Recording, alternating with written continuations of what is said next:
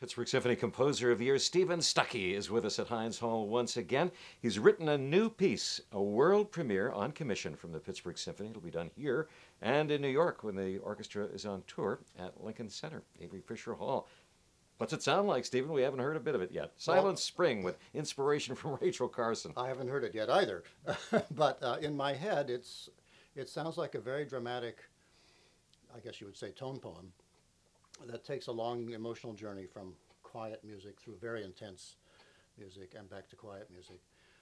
It is written in honor of Rachel Carson and the 50th anniversary of Silent Spring, but it's not pictorial music. That is, it doesn't attempt to portray insects or dying trees or, in a Richard Strauss way, try to be very pictorial. It's really more about the emotional life of us individual listeners as we take one of these musical journeys. And in that sense, the book Silent Spring and Rachel Carson's heroic status here in Pittsburgh and all over this country is as good a way into that process as any. Rachel Carson grew up here. She's a graduate of Chatham University. Yeah, right. And you read through her Silent Spring, some of her other pieces too. I've read it. I read quite a bit to get myself into the mindset, and it was my second reading of Silent Spring. The first time I read it, it was a new book, and I was a new person. I was probably a high school student, and it was on everybody's, to-do list in the 1960s.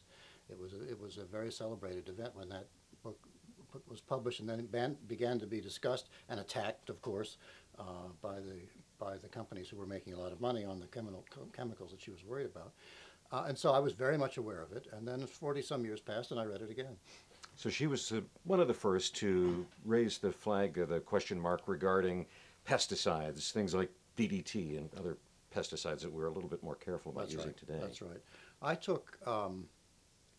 I was very struck by what a poetic writer she was. There's, of course, real science in these books, but there's also a lot of poetry. And poetry is easier for a composer than science to latch onto. And so I took phrases from the book Silent Spring and from other writings of Rachel Carson and used them as section titles in my piece to suggest different, I would have to call them emotional landscapes. Some quiet music and some very intense music.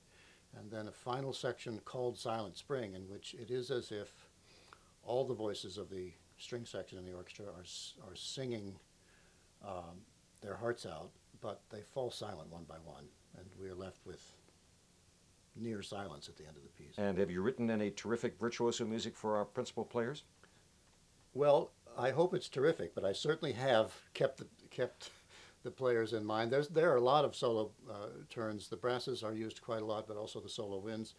And the whole string section get to act as if they were individual soloists for the last several minutes of the piece. So we're going to hear something of interest for our principal horn, William Caballero. Did you have him in mind when you were writing this piece? Well, I certainly did. I mean, he's one of the great horn players in the world, and it is one of the great horn sections in the world also. So Bill, was very much personally in my mind, and a number of other soloists around the orchestra. It's so nice to put a face and a sound, with those staff lines and those little dots. What does it mean to be Composer of the Year with the Pittsburgh Symphony, and how's it going for you? Well, I'm having a wonderful season of it. I'm beginning to think I really know the orchestra pretty well. Some of them as individuals, but particularly the style of playing, the attitudes, the style of rehearsal, the sound of the hall. Some members of the audience, and that's what you always want, I think, is not simply to send it in, but to be part of a community.